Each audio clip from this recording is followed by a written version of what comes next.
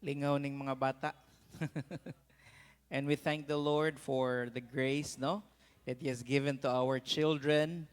Ang ato mga bata karon, excited na pud sila kay they are preparing for our Christmas nga presentation. I asked them if they could make a nativity nga scene, no, nativity nga unsa ba tawag niya ato na drama or ilahang kuan. We want them to be reminded again and again that Christmas is not about Santa Claus. That Christmas is not about gifts that they receive or any decoration, but we want to teach them that Christmas is about Christ, our Lord Jesus Christ. And the story that we want to tell our children always is the story of the birth of our Lord Jesus Christ. And those are the things that we want to instill in every hearts and minds of our children. This morning, I will be speaking specifically in relation sa gishare ni Reverend Howe. Can you remember the message we had last anniversary nato ni Reverend Howe? He was talking about the 5 loaves and the 2 fish, no?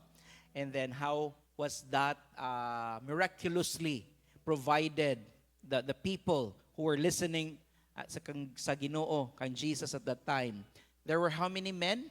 If you can remember, there were 5,000 men, not included children and the women.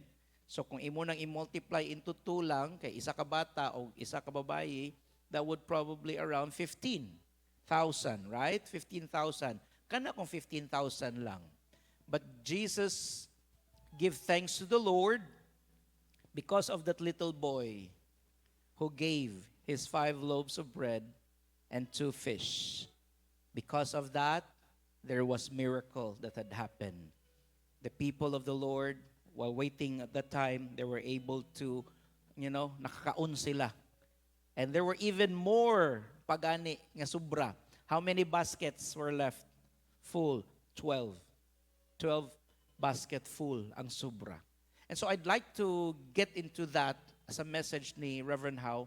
But of course, I'm not going to be talking about the 5 loaves and 2 fish because he was referring to that mission, that there is a call for the church. The church is called to be a missional church. That we don't just exist, Butuan Gospel Church does not just exist para lang magpahumot, para lang magpadako sa itong mga kaugalingon. No, we don't exist like that. We exist because we have a mission. And one of the things I salute this church is that we have a mission in this church. And kana nga mission makita ninyo na every day actually. And maybe some dili ninyo mapansin, pero let me remind you that this church has a mission. And that mission is to share the gospel of our Lord Jesus Christ. And we are doing that in the form of Butuan Faith Christian School. The school exists not for profit. The school exists dili para ingon nga musikat ang eskwelahan. The school exists because Butuan Gospel Church believe that we have a call to reach out to this city, no? To mold the minds of the children of this city so that they too will know God and have experienced God and will eventually have a relationship with God. That includes also the parents and the teachers. That's why we have Bible studies with our parents and guardians in the school. We have Bible studies going on for our teachers and staff. We have Christian education for our students. No? One parent came to me, kay nag-transfer naman sila og school, ingon siya nga pas, ganahan kay ko sa school, pero my child has to transfer because of the needs that my child kinahanglan. Pero isa pa sa ako ang gimingawan diri sa eskwelahan is this: the Christian values that you are giving to my child. Kay dadto bitaw sa Pikas pas, puro balikas. Pati ang akong anak pas kabalo na mamalikas. Kay sa iyahang mga classmate, ang balikas bisan asa raman daw. And the school is not doing anything about it. Pero diri bitaw pas, di gyud ko makakita sa akong anak pas nga namalikas.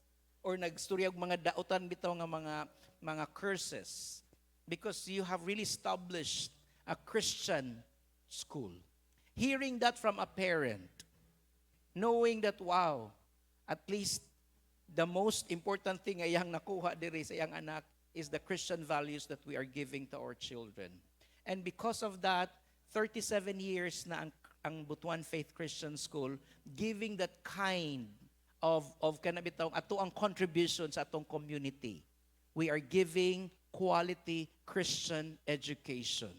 Because if we will not bitaw kanang dili nato i-train ang atong mga bata in the ways of the Lord, in the biblical ways, the world will train them. And ayaw mo ka-surprise kung inyong mga anak one day lahi na og batasan. Because ikaw raman po yung nag-decide kung asa nimo sila ipamutang. Mo nang ako, I encourage you. The most important nga imuhang ibilin sa imuhang mga anak is to let them know who Jesus is. Let them know who Jesus is. And if that can be part sa ilahang pag-eskwela sa elementary and high school, that would be wonderful. Because at the end of the day, kung mo-graduate sila, whatever happens sa ilang mga kinabuhi, mabilin ang Christian values. Mabilin na sa ilaha. Na atay mga young professionals karon na naglisod gani sa ilahang kinabuhi. And some of them, they don't even believe in God anymore.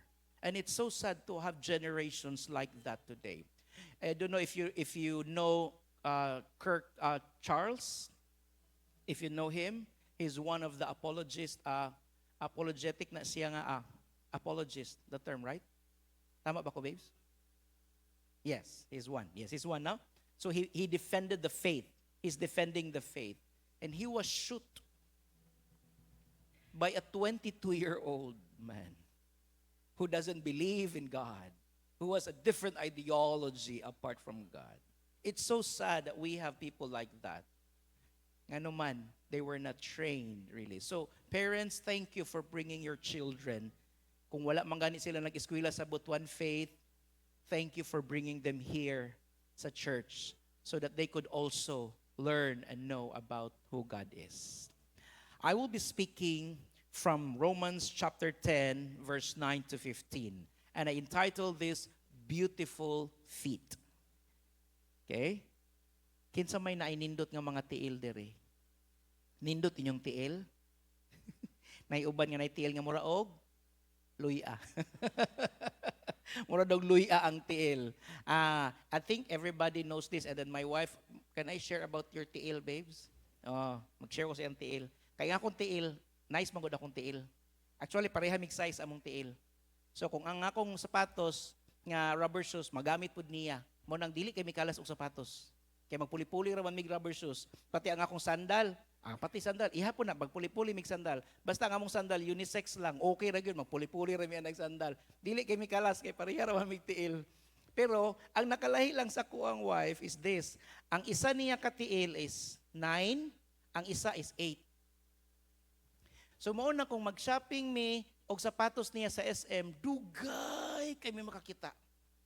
Dugay kay mi mamili. Nga to the point ma-frustrated na lang yun ang akong wife kay ngano man di man gyud wa mo gyud magsigo kung masigo man gani dili sa mulahos ang iyang tiil or kung sa gani mo nang grabing pinangita namo gyud ana. And sa iyang pagtrabaho sa government before, ang iyang ginabuhat is mag-order na siya sa Marikina.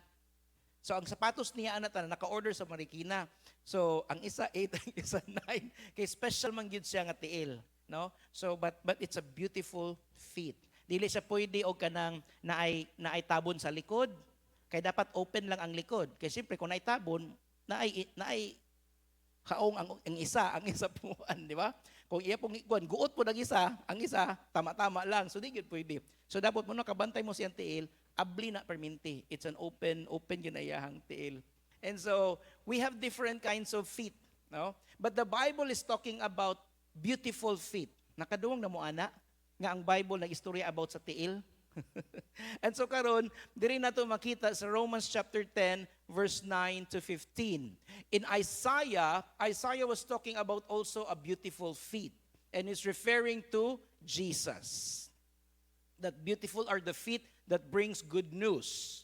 So beautiful is his feet that brings good news. So it is referring to Jesus. But here in Romans chapter 10, verse 9 to 15, this beautiful feet is referring to all of us, believers of Jesus. So tanawa imong tiil, ina nga, you have a beautiful feet. Bisag di mo madawat, ingnan lang yun nga, beautiful yun na imuhang feet.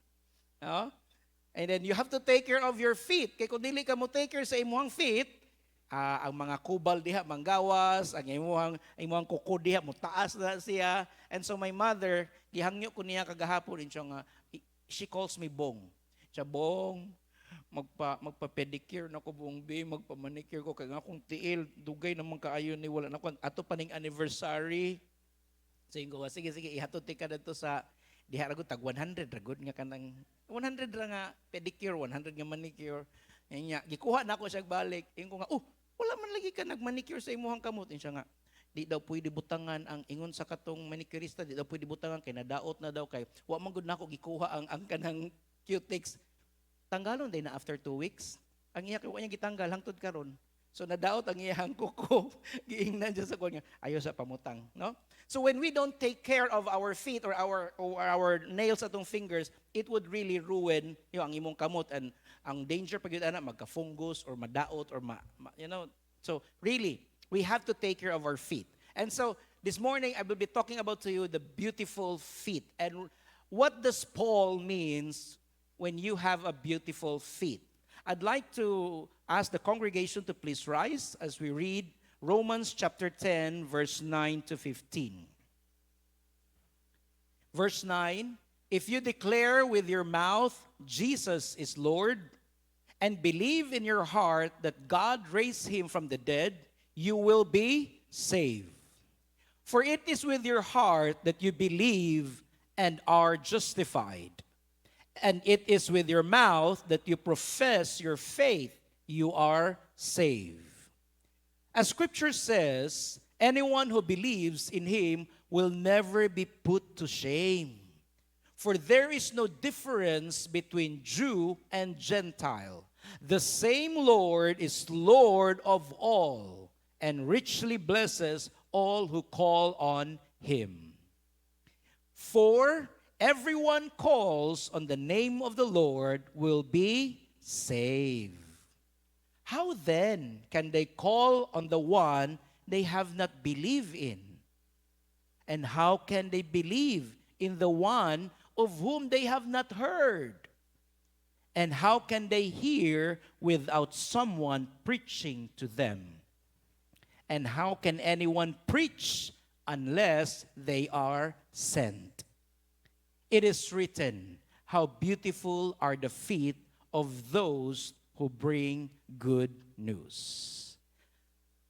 Spirit of the living God, we ask of you this morning that you reveal yourself to us. Holy Spirit, open every hearts and every minds that we will be able to understand your word.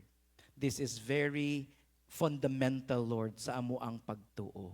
This is the foundation of our belief. And this foundation, Lord, leads us into salvation. I pray that you would allow us to go deeper and deeper with your word and be assured of the salvation that we have. I pray that you would make me, Lord, as your vocal cord to speak forth your very word. Allow me, Lord, to articulate your heart to your people. And let it be, Father, that not one of us, Lord God, will not be assured of the salvation that they have. In Jesus' name, amen and amen. You may be seated in the presence of the Lord. The beautiful feet that we are talking about is the one that is really following what the Lord Jesus is talking about. No?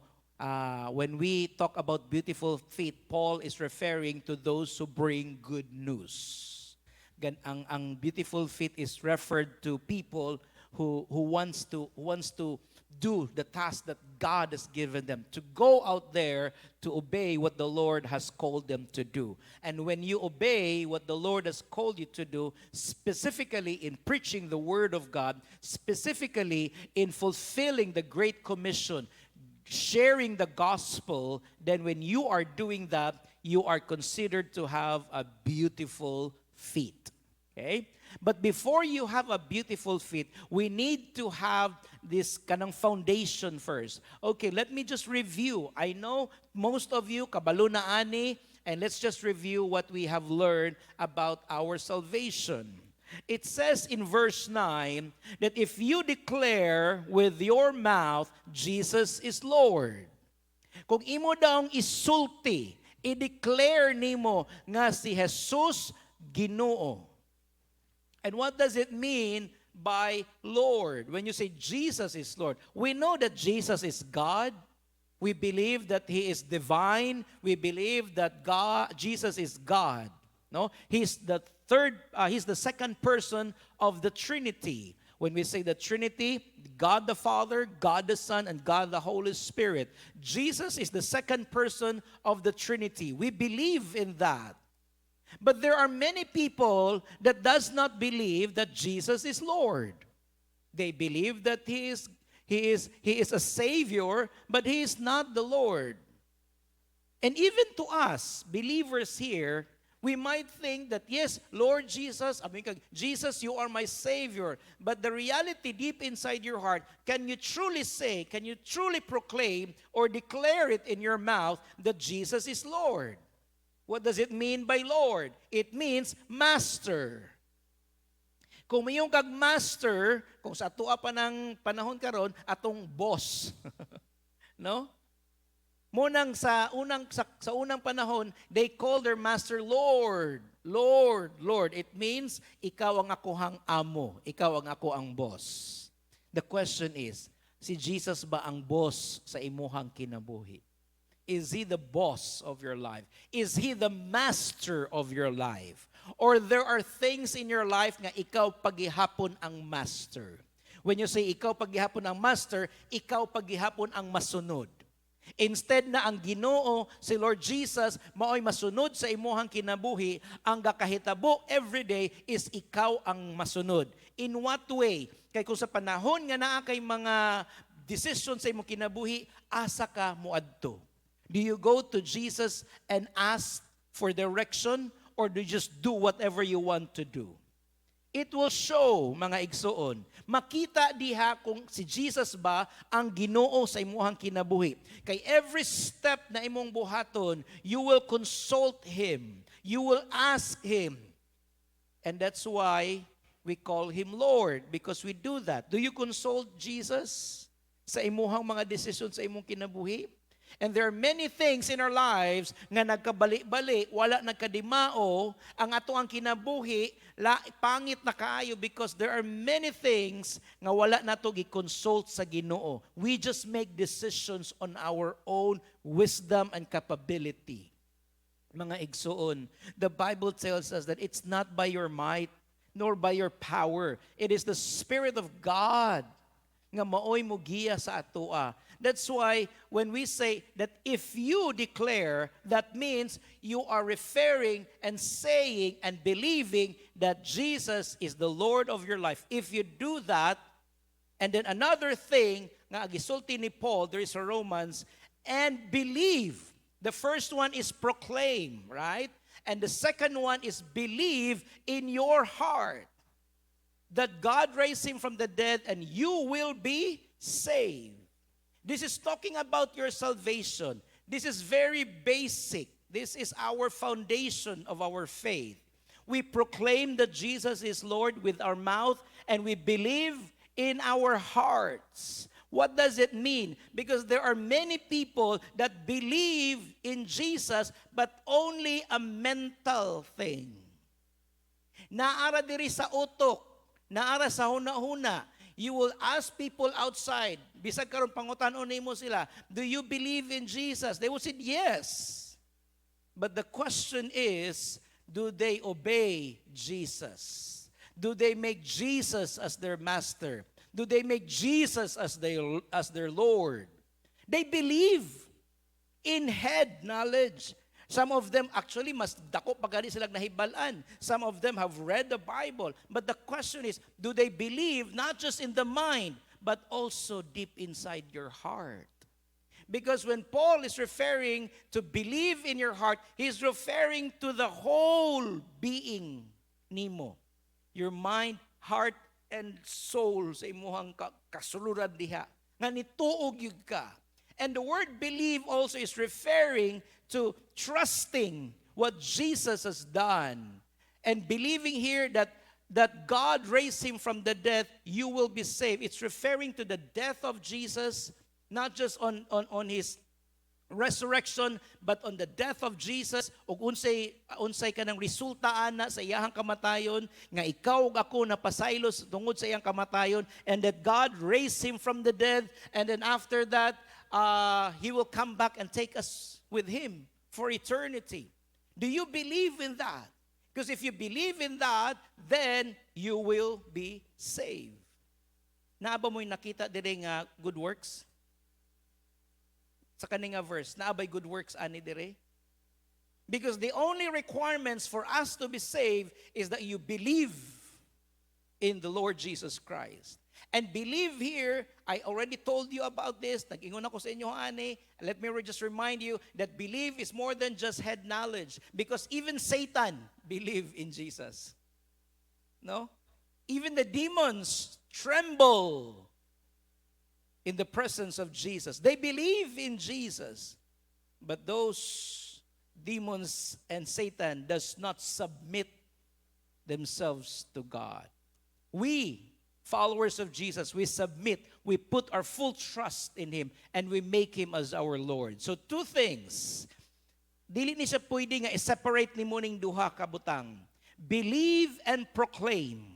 The first verse it says, di ba? If you declare, i-declare ni mo, i-proclaim ni mo, and you believe, dili pwede ni mo ni i-separate.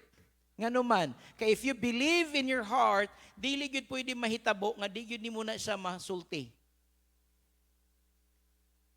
Kay kung dili nimo na masulti sa imuhang kaila, kung dili ka makashare kang Jesus sa imuhang pamilya, then there's something wrong. Why? Why can't you share Jesus to the people around you? If you believe in something, di ba? If you believe in something, you will talk about it. And the question is, nganong dili man ka makaistorya? And some probably, ila paganing ginatago. Pangutanon sila, nga, do you believe in Jesus? Are you a follower of Jesus? To some, they are so afraid. Nga naman, kay kumusulti sila nga, yes, I am a follower of Jesus. Yes, I believe in Jesus. If they say that, ang ilang kinabuhi, mura bag ma-threaten bitaw? Kay basig di na sila, biyaan na sila silang mga friends, or biyaan na sila silang mga kaila, kay ngano, nahimo na kang follower ni Jesus. Well, that is the cost that we have to pay. Following Jesus is not something that you will become popular when you follow Jesus. When you follow Jesus, it is actually you are in contrast to the world. The world will hate you. Nga naman, kay kung naamangog ka sa imuhang mga kaila, nga wala nag-follow kang Jesus, that they're not believers of Jesus, and then you come to them, you join them, they don't want you. Why? Because you become a light to the dark world. And when you become a light, makita nila ang ilang mga binuhatan nga dautan. That's why they don't want to come with you. They don't want to be with you. But here's the thing, that we proclaim and declare that Jesus is Lord, and that we believe in our heart for the things that He has done, then you will be saved. This is the only requirements, mga igsoon. Faith, believing in our Lord Jesus Christ. In verse 10, it says, for it is with your heart that you believe and are justified. When you said justified, we already talked about this, the justification. We are being made right with God. For you to be made right with God, for your sins to be forgiven, for you to be with Jesus in heaven, the only thing that you should do is to believe in your heart. And when we talk about heart, the entire being that you have. You believe in Him. And if you believe in Him, you are forgiven. If you believe in Him, then you are justified. There's no such thing as good works na ako ning buhaton, maningkamot ko ani para mapasaylo ko, muluhod ko gikan nato paingon diri, magampo ko kapila ka balik-balik para lang gyud nga mapasaylo akong sala o para lang gyud mahimo kong matarong. No, I'm sorry. But that is not how things work in the scripture. The only thing that says here, you believe, then you will be saved. You believe in Jesus. You will be forgiven when you ask forgiveness sa Ginoo. That's it. You don't have to do all those requirements, all those sacrifices just for you to be forgiven. No, that's not what the Bible is saying. We are justified when we believe in the Lord Jesus Christ with all our heart. And then after believing with all our hearts, it says, and it is with your mouth, again, that you profess your faith and you are saved. You don't just keep your salvation. You don't just keep what you have believed. Kay ang tinuod yun bitaw nga luwas mga igsuon, dili maghilom-hilom. Ang tinuod nga luwas, ma-excited na sila. Uy, salamat sa kapasayloan. Salamat sa akong kaluwasan. Ay, ako sultian ang akong amiga. Kabalo ba ka unsay gibuhat sa Ginoo sa kuha? Kabalo ba ka nga ingani iya akong gipasaylo, iyang gibago ang akong kinabuhi? Kabalo ba ka? And sometimes, bisag dili ka mo istorya, klaro kaayo na sa imuhang kinabuhi. And that is because of the work of our Lord Jesus Christ. And so, it's not just kanang believing nga daman ra diri sa imong utok sa imong kasing-kasing. As I've said, dili nimo na pwede nga mabulag. Kay if you believe in your mind and in your heart and in your being, ang resulta gyud ana is that you will profess it with your mouth. I have a question, and you don't have to answer me, but just at the back of your mind. When was the last time that you profess about your faith in Christ? No? When was the last time that you were asked about your faith in Christ? When was the last time that you share about your faith in Christ? I hope that when somebody would ask us, you are ready to share what you have experienced from the Lord, mga igsoon. We are ready to profess it. Kaya kung di gani mo na masulti, then there's something wrong. I'm not saying that you are not saved.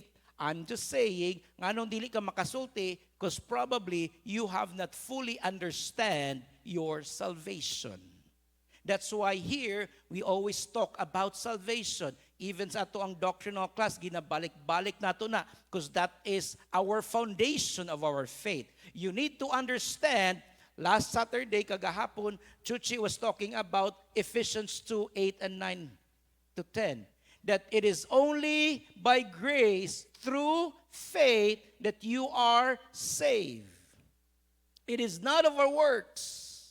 It's not of our works, so that no one can boast. It is the gift of God. No? It is the gift of God. And so when we receive that gift through faith, then we are saved. It's not good works, mga igsoon. Let me remind you again and again. But mayong kapas, kay dili man day good works, so di na lang ko magbinuotan. Di na lang ko magbuhat og good works, kay di man day good works. Well, good works are prepared because you are saved already. The reason why we do good works, not because para maluwas ta, magbuhat ta og good works tungod kay luwas na ta. Di ba? Nganong mag-serve man ka sa Ginoo? Nganong maghatag man ka sa iyaha? Nganong magsimba man ka? Nganong magampo man ka? Nganong magbasa man ka sa Bible para maluwas ka? No. You do all those things. You come to church, you read your Bible, you pray, you do serve the Lord because you are saved. And for you to grow in your relationship with God. Kang imong salvation is just, ang imong pag-receive kang Jesus is just the first step sa imuhang relationship with Him. And if you want your relationship to grow in Christ, you have to do all these things. You have to come to church, you have to pray, you have to read your Bible, and you have to serve Him. Kaya dili man pwede ngayon ka nga, yes, luwas na ko, maglingkod na lang ka the whole time. Di na ka mo simba, di na ka mo ampo, di na ka mo kuwan. Ang pangutana, tinuon ba yung ka nga luwas? Kay ang tinuod nga luwas mga igsuon, mangita man gyud Ginoo. Mangita gyud ka. Gutumon gyud ka, uhawon gyud ka. You will long for God. Ngayon ka nga, nagdawat naman ko kang Jesus nga ako ang Ginoo sa akong kinabuhi. Pero murag isa ka tuig naman nga wa kay tawag-tawag sa iya ha. Murag isa ka tuig naman nga wa kay abli-abli sa iyong Bible o way simba-simba. So there is a question there. Do you truly believe in Him? Do you truly have that relationship with Him? No? Muna natin ginatawag ng mga spiritually malnourished. It doesn't mean nga dili ka anak sa Ginoo. You are a child of God. It doesn't mean that you are not saved. You are saved. There's no question about that. Pero spiritually malnourished. Nga naman, wala makagabasa sa Bible, wala kagasimba, wala kagaampo. And these things are actually the food nga ato ang ginatake so that we can be spiritually healthy. Reading your Bible, studying the Word, praying to God, that leads you to a spiritual health. No, nga mahimot ang healthy. And that's why we come to church. And Butuan Gospel Church, healthy ta spiritually. Amen? Naaman mo diri. So that means you are healthy. In verse 11 it says, as Scripture says, anyone who believes in Him will never be put to shame. Mga igsuon, this is a wonderful promise from the Lord. Dili ka pakaulawan, dili ka maulawan. Ganuman, when you believe in Jesus, ayaw magtuoan ng mga gipangsulti sa kalibutan. Nga kumutuo ka kan Jesus, binuangan ka. Yes, binuangan ka nila. Pero ang Scripture nag-ingon, anyone who believes in Him will never be put to shame. This is beyond this world. This kind of things that Paul is talking this is in heaven. That when we go to heaven, dili ta ikaulaw. No? Dili ta maulawan kay nganuman. Langit man gyud ta kay naaman si Kristo sa to because we believe in Jesus. The only requirement for you to be in heaven, the only requirement for you to be with Him in heaven is to believe in Him. And so when we all get to heaven, dili ta maulawan. Kaya nga naman, we believe in Jesus. In verse 12 it says, for there is no difference between Jew and Gentile. The same Lord is Lord over all and richly bless all who call on Him. Diri makita nimo nga walay favorite si God. Wala siya favorite. It doesn't mean that you are a Jew or a Gentile. And if you look at the history of the early church, na ay separation ang mga Jews o ang mga Gentiles. Kung dili ka Hudiyo, ang tawag sa imuha hintil. You are a Gentile. It means sa imuhang bloodline, you are not coming from the bloodline of the Jews. So, kung dili ka Jew, you are a Gentile. But here, Paul is saying, there is no difference between Jew or the chosen people of God and the Gentile. There's no difference. And he says, the same Lord is Lord of all. That means, ang salvation, gi-offer sa Ginoo sa tanan. Wala siya'y gipili. Either you are Jew or you are a Gentile.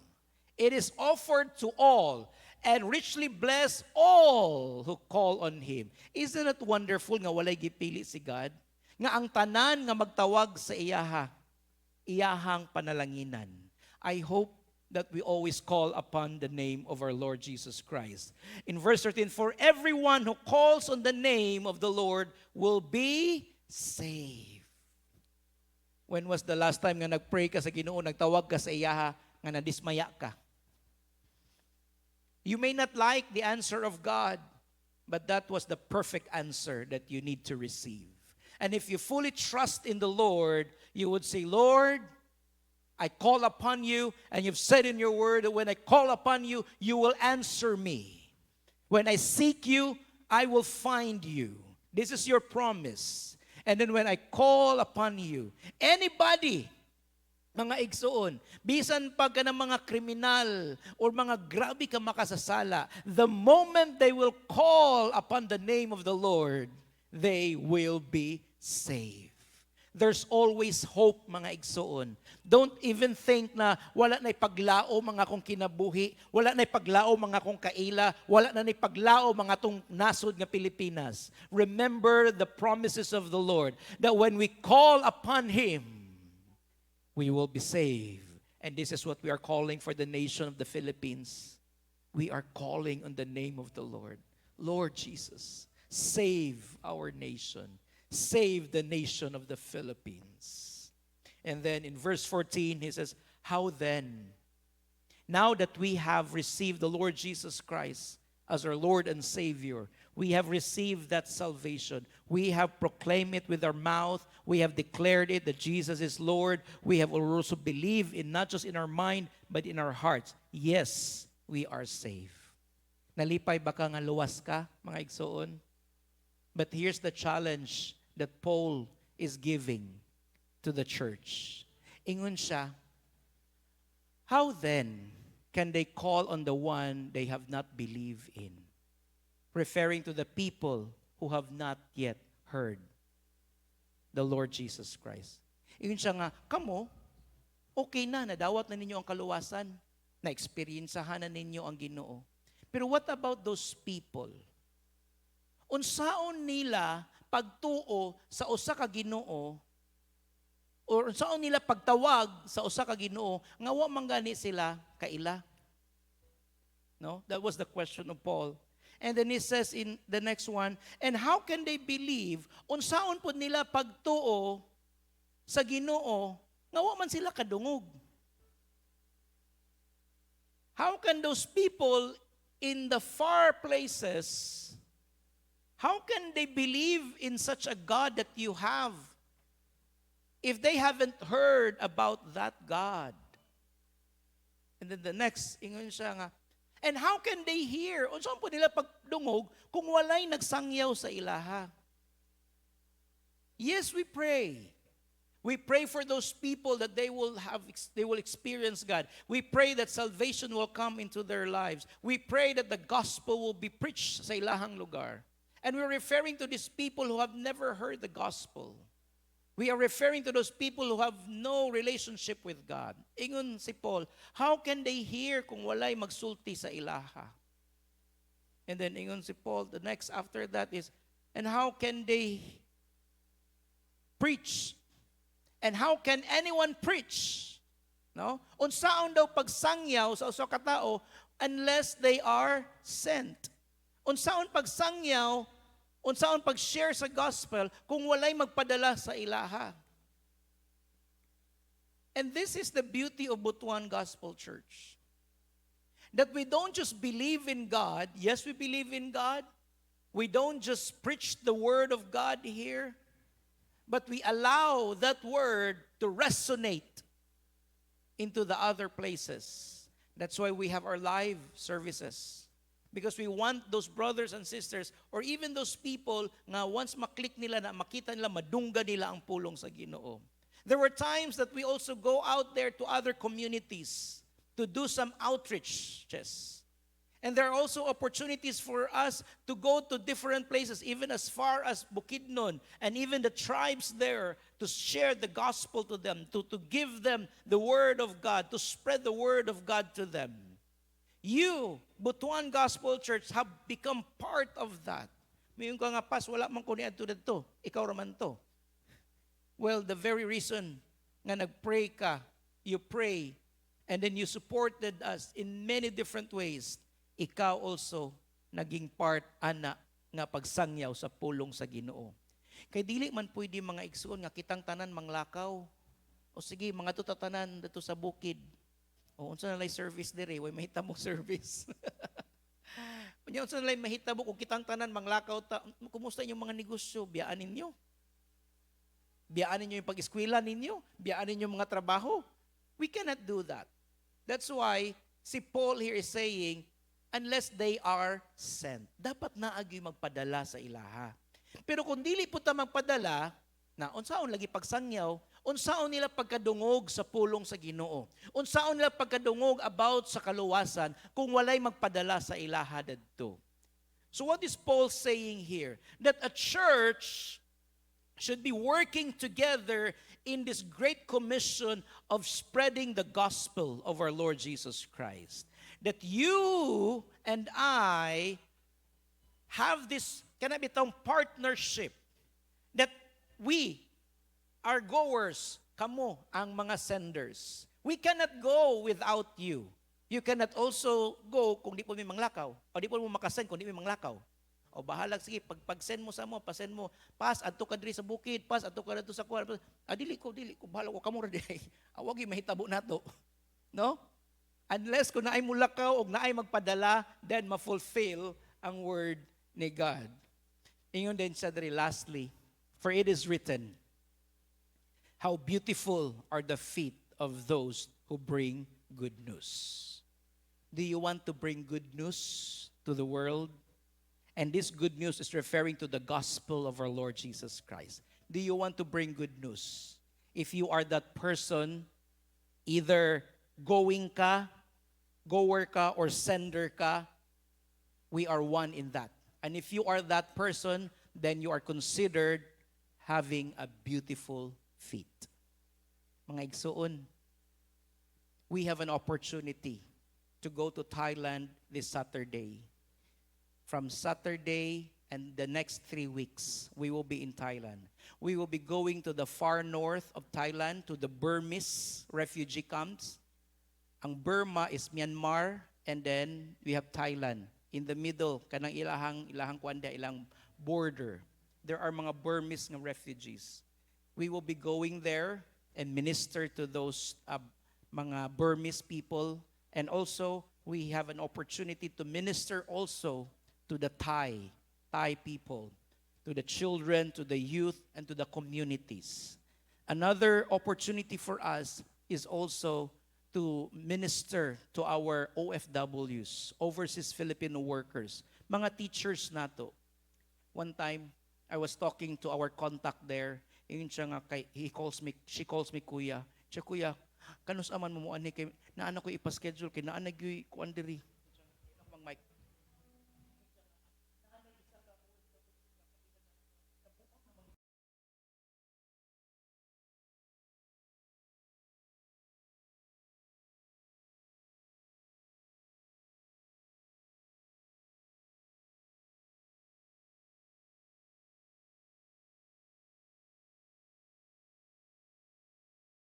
I said, dili sa yun ang ipang-agian sa itong mga OFWs. Kay kung naan lang sila choice bitaw nga mabuhi sila diri sa Pilipinas, di mo na sila manggawas. Di mo na sila ganahan. Pero sometimes bitaw kay wala na sila choice, they go out there. And to the expense bitaw nga ang ilang mental health di na magkadimao. And so we said, we will go there and we will encourage, we will do counseling, we will do whatever we can do to help our OFWs in Thailand. And so this is an opportunity for us. This is the call that God has given us. Your pastor here, Pastor Ed, is not just a pastor, but we are also missionaries. We are called to go out there. And again, this job that we have as missionaries, it is not possible without you sending us. And so, I'd like us all to take this time to just come before the Lord. God, I want to have a beautiful feet.